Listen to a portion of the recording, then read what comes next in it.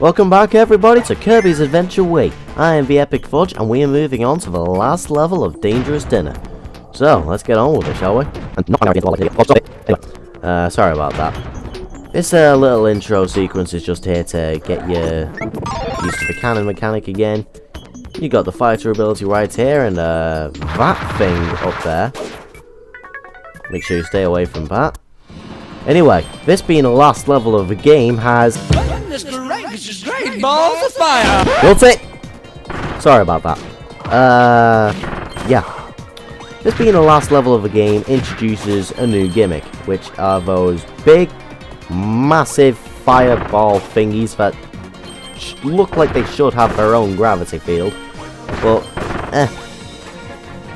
they're huge, they destroy things, stay away from them, they're kind of painful. They won't insta-kill you. I'd expect them to insta-kill me, to be honest, but no, they don't. They're just there because they can, and they destroy things as well, so you can kind of use them to your advantage, where normally you'd have to do what I'm doing and destroy the blocks, or you can just wait for them to destroy the blocks for you, if you fancy being a bit lazy. And they also, they vary in size as well. Some of them range from being that kind of size, and then you'll find some of them which are outright enormous and cover the entire screen and more. And you're also greeted to this new music right here, which sounds pretty threatening. And also there's the backdrop as well, which looks like you're in a completely different dimension entirely. You're not really in the same place that you were in a Dangerous Dinner, if you know what I mean. I mean, you've got like floating planets of molten rock right there, which is quite weird, but quite interesting, I guess. Anyway, make sure you dodge these, because don't do that, because that's never gonna help you in any way, shape, or form. Well, Trying to see if there was anything up there. Turns out there isn't. Yeah, you know what would be really cool? If those things actually had their own lighting effects and Kirby would sort of glow whenever he gets anywhere near it, you know what I mean?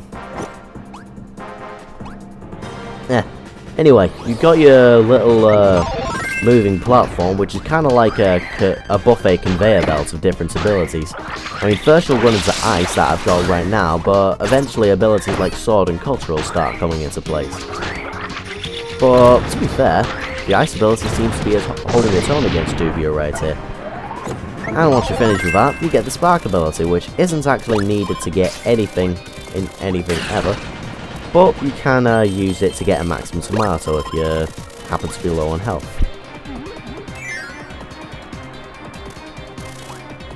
Anyway, this little section as you are going against these little parasol Alcandran Waddle-Dees, I don't really have any other name for them, because that's pretty much what they are. But yeah, these are the really massive fireballs that I was talking about earlier, and they're like I said, some of them are like 5 times the size of Kirby, and some of them will cover the entire screen. And one of them that covers the entire screen, I think it's this one, yeah, that covers a door. Make sure you have to be quite vigilant in this level to make sure you get all the secret gears in this. Anyway, last instance of you using the Karibo Shoe in this stage. Basically, just jump on top of everything. And destroy those golden blocks so you can get the next one, and the last set of golden blocks will give you the gear as expected. You'll also have to use the Karibo Shoe to traverse along the massive fireballs right here. So make sure you utilise that as well. You'll also have to use these Gordos as platforms as expected. And that's pretty much all there is to it. Just knock down those last blocks, get the gear, end a section. Boom. You can take the Karibo Shoe with you, of course, but eventually it'll sort of like break off its own accord, so like that. Anyway, now we get something that we haven't used for a while, the Miracle Tube, as I'm now calling it, now that I know what it actually is. Why am I calling it a tube? It's a French horn. Ugh. God, the commentary is terrible. The French horn of umbrella-ness. You know what, I'm not even going to bother anymore. Basically, you need to carry it with you to stop yourself from getting hit, and so that you can get that carry D's key. And this brings us along to what should be, by far, the most challenging gear to get. Basically, you need to carry this key up all of these platforms and make sure you don't take any hit. If you take a hit, chances are that key will land in lava, and if a key lands in any lava of any kind, it'll break and you won't be able to use it. And because you got the key in the last segment and not this ring, the key will actually be broken, and you'd have to start the entire level again so that you can get that key. The thing is though, I'm completely cheating and using the spark ability to make everything not be able to touch me. Apart from those eels, of course. Those are the only things I had to worry about. But yeah, once you've done that, you unlock the door and you get that gear. Simple as that.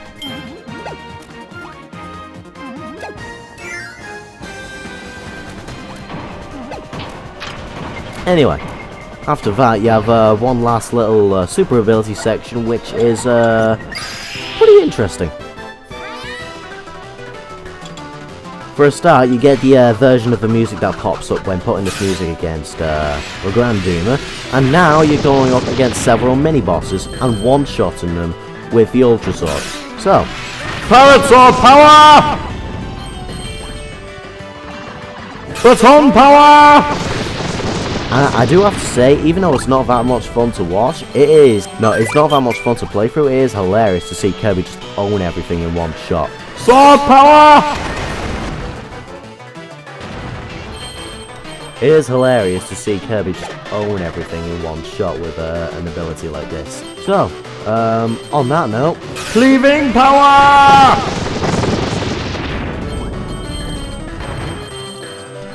Yeah. Got random little pizzas right here, just in case you were stupid enough to do this without the thing, the super ability. Pirate Sword power! Pirate Sword power again! But yeah, that's actually something that I like to challenge myself with. Actually going through this section, Baton power! Going through this section without the super ability, because that's actually quite a lot of fun. A lot more challenging than it sounds as well. Cleaving power! Galaxia power! How that went faster than usual, I will never know. I'm gonna guess I framed or missed or something. Sword power! Am I annoying you guys yet? Baton power! Anyway, once you're done with that, you get this last little section right here, and slice the volcano in half with pirate power!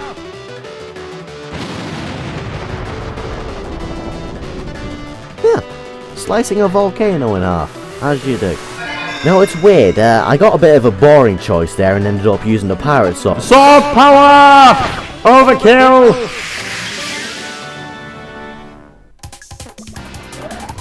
I ended up getting the boring choice there and having the pirate sword destroy that volcano, but half the time when I destroy that volcano, I end up destroying the volcano with a fish, because it's very rare, but every now and again when you use the Ultra Sword power, you'll destroy things with either a fan or maybe a fish. And the majority of the time when I go for that particular volcano stab right there, I usually end up destroying it with a fish. I have no idea how that works, it just does. Oh well. Either way, this being the last black space level, you also have to deal with these Great balls of fire! And they're so hot that they can go through water. And you can actually see them sort of like steaming up the water when they go through it as well, which I think is relatively decent attention to detail. They don't usually do that for anything else that enters the water. But yeah, make sure you stay away from those things because they're kind of big. You don't want to be touched by them because they're pretty hot, and hot things are painful. Yeah, once you've gone from this complicated little bit right here with all the parts of stage, you finally have this little curved passageway right here, and you have the option of water or sleep. Yeah. And the water ability is kind of good for this, because we're going up against 2 Sphere Doomers at once for this last one, which is a bit more interesting. Here we're going up against the Fire Doomer, as you should expect for this kind of level, and we're also going up against the basic Sphere Doomer. Yeah. And with you going up against 2 Sphere Doomers at once, things are a bit more hectic. But because there's 2 of them, I think they have a bit less health, because they have to sort of share health between them and stuff like that. But either way, it's a much more hectic and fun boss fight when you're fighting 2 Sphere Doomers at once. So, watch out for that. In fact, I reckon it would have been cool if they'd have had, like, your fight against all 4 of the Sphere Doomer types at once for the last one. And that would have been pretty interesting. But either way, enough of me dwelling on that. That is the end of Dangerous Dinner. So, let's get to the end of this level. Eat a Maxim Tomato, and get out of it.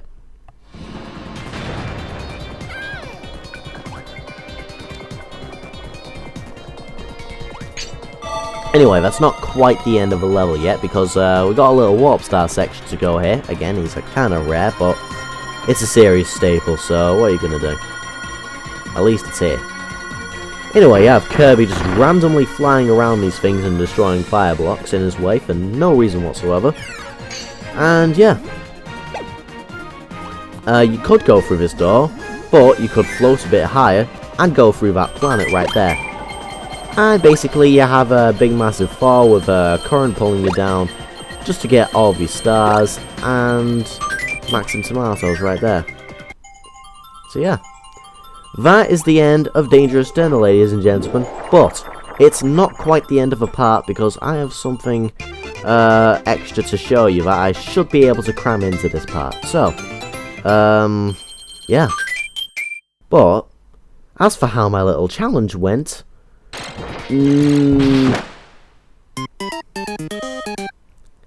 not well.